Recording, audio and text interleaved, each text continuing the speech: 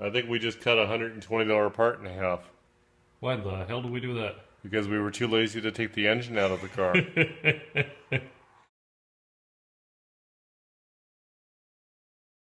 Well, the good news is Dad's got the engine a lot closer to fitting. The bad news... Bad news?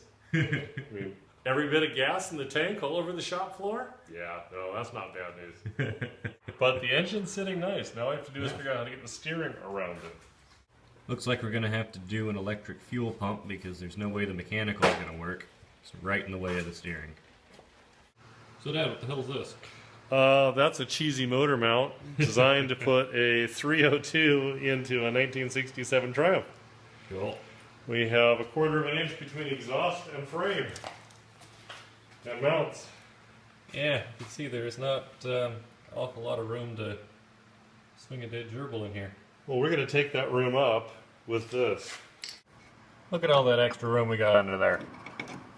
Yeah, look at all that. Like it was made for it. The engine needs to go up a 1/4 inch anyway. Okay, well that'll make things easy. British cars have a long and honored tradition of using cardboard for important structural pieces. We're building on that tonight. Perfect motor mount pedestal.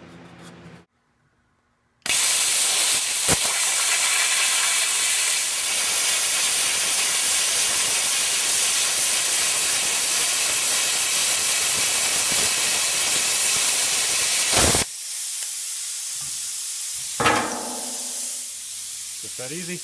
Ta-da! And you gotta look up with your bug glasses. There we go, see?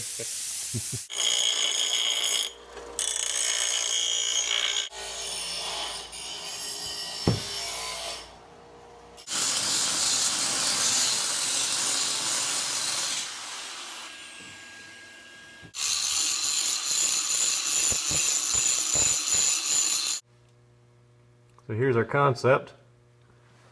Mounts to the control arm bracket there, and then we'll need something between it and the frame. We may have measured once on that. The cardboard was accurate. Yeah.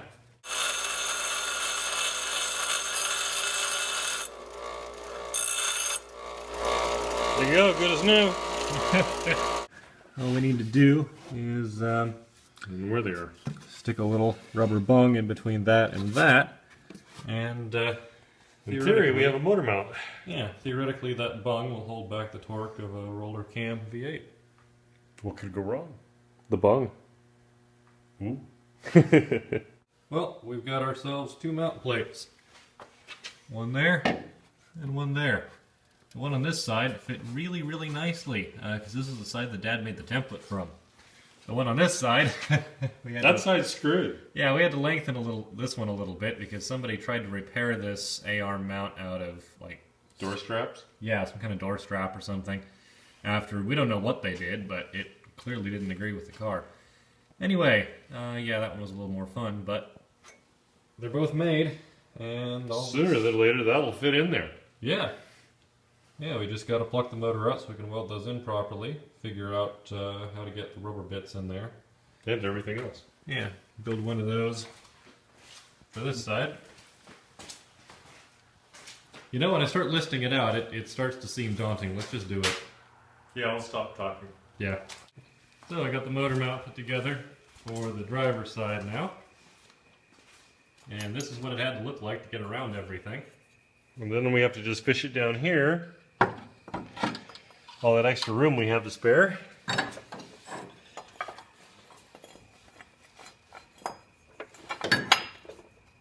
And it goes in right there. It doesn't hit anything.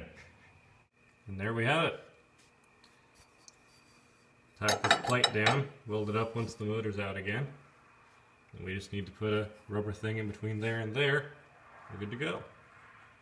That goes there, and you can see if you look closely how close the exhaust manifold is. The exhaust shop guy is just gonna love this. This is the way you're supposed to do it, right? Bet! Yeah. These are 35-pound rated straps. So 35, 70, 140 pounds. Think that's going to work on a 600-pound engine? It took a pee. I don't mean to alarm you, but I think somebody might have killed a Martian or a Namekian or something in here. A little bit of green blood. Yeah. But, engine's out again. So that we can finish barbarizing. Yeah.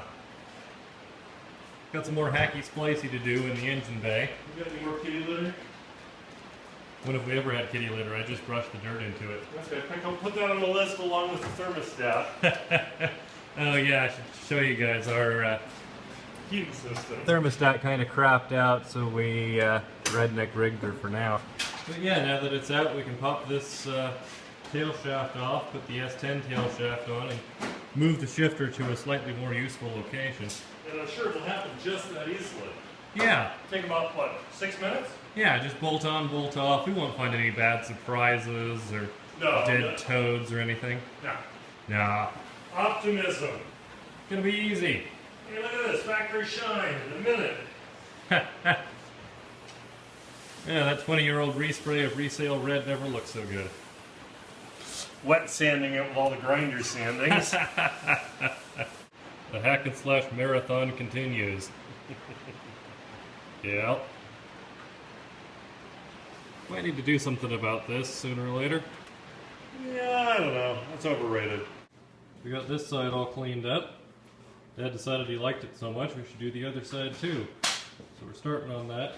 We are going to leave this little box here to put an ignition module or a horn or something on. Kazoo. So we're going to drill this off next, just because who needs a support? Because it's in the way. It's in the way. We may retriangulate some sort of narrow support piece right here on both sides. But I think we'll be doing a lot of retriangulation on this thing. Yeah, what the hell.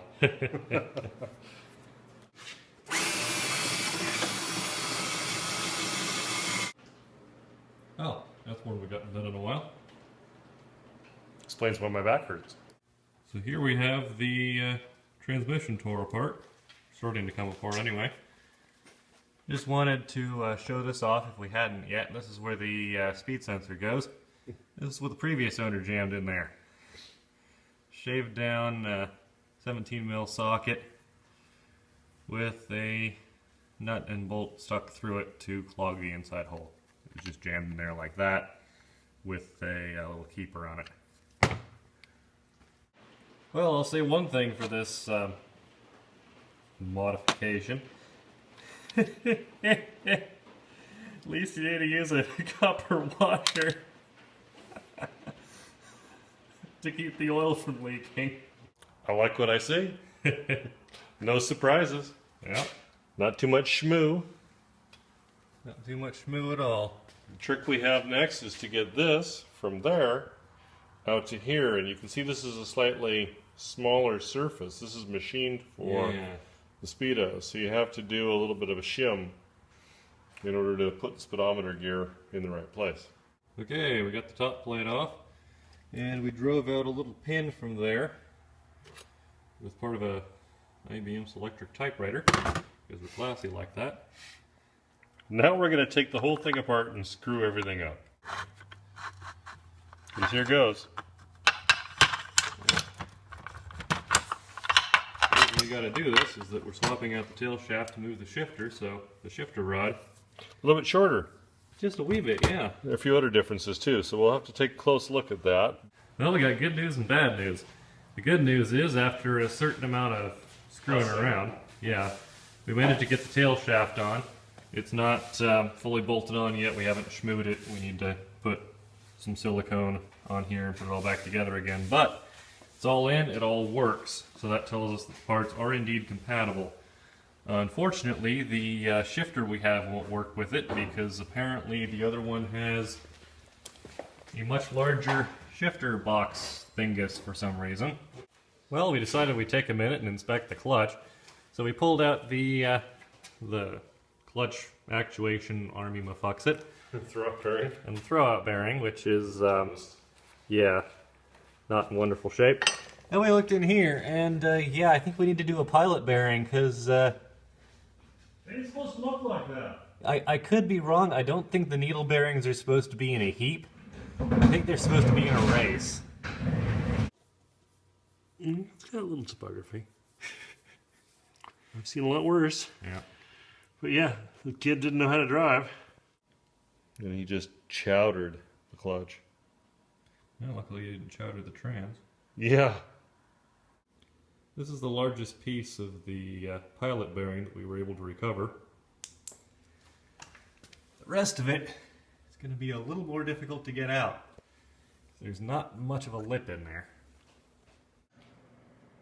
Well, we've tried everything intelligent. We've tried to chip it out, pry it out, swear it out. Weld shit to it. Now we're fixing filling it with toilet paper and grease and transmission fluid. And then we're going to take a... We don't have any Wonder Bread. We're out of Wonder Bread. Yeah, we're going to take a socket covered with blue paint tape because that's an important component. Yeah. The blue paint tape. And we're going to try and work on hydraulic pressure theory. My theory is a mess across the shop. Ooh, the sound of baby poo. We're on the set of Ripley's Believe It or Not, where a young man is attempting to remove a pilot bearing with hydraulic pressure, toilet paper, grease, and a socket wrench. And the fucker's coming. And the fucker's coming.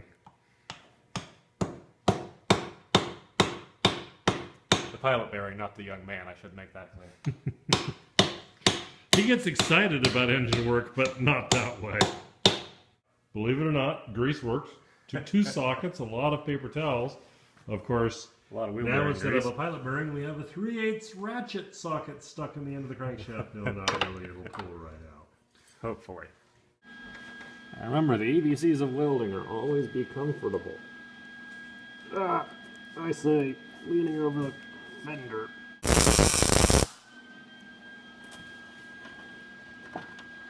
There. Yeah, just that easy.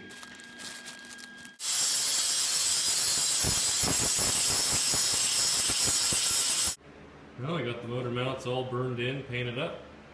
Got the spot welds welded up. There's a little bit of grinding to do there yet. Box this back in. We did a little recycling here with some of the metal that we cut off of this thing. So the motor mounts are going to sit. And see how far we moved them back. Yeah. Yeah, again, this thing's damn near mid-engine now. Should improve the handling quite a bit. Well, we're not going to get to the test drive in this part of the video, and it's getting a little long, so I'm going to cut it off here and let you guys know when we've got more to show you. More to show you, indeed. It probably won't be a test drive. I'm just going to say that right now. We're a few weeks away. My goal is the May All British meet in Bellevue. Okay, well, May All Brit meet in Bellevue. So what are these off of? Aston Martin DB4. The angles are great. Yeah. We have our prototype taillights. And it's so close to that original racer. Except all they did was put an aluminum plate to cover off the... Yeah, you can still see where the taillights were supposed to be on the, on the prototype. Yeah. We're going to go full on smooth it out. Reverse lights. Ta-da!